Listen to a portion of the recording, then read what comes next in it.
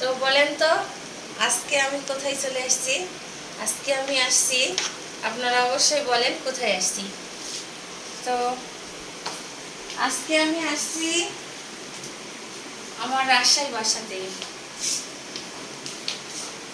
আর এসে তো রান্না করতেছি, মানে বাসায় থেকে রান্না করে নিয়ে আসছিলাম। তো গরুর মাংস,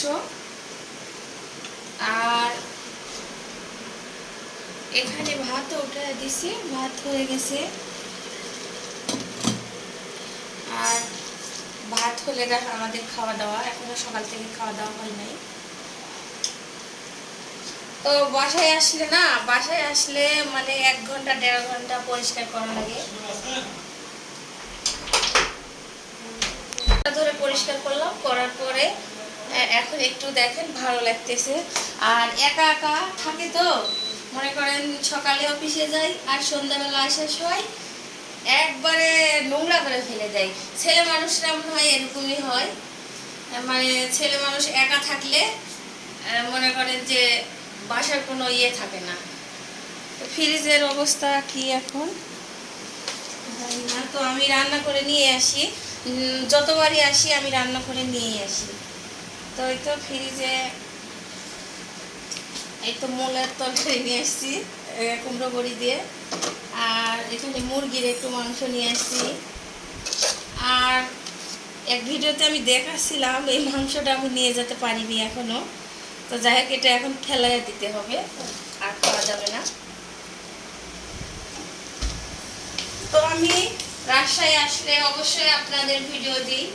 তো রাজশাহীর যে ফ্যান ফলোয়াররা আছে আমার সাথে যদি প্রয়োজন হয় দেখা করতে পারেন। ভাইয়ারা আপুরা অনেকে কমেন্ট করে রাজশাহী। তো আমি এখন কোথায় আছি? বানেশ্বর আছি না? তো রাজশাহী বানেশ্বরে এখন আছি আমি। একটু ভাত নিয়ে আসছিলাম, তো ভাত নষ্ট হয়ে গেছে। কাঁচা মরিচ থাকলে এই ভাত আমি ফেলাই দিতাম না, এই ভাত মাখায়া খাইতাম।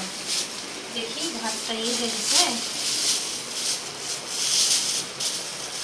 খাওয়া যাবে কিন্তু কাঁচা মরিচ নাই। কাঁচা মরিচ থাকলে সুন্দর করে মাখায়া দিতাম।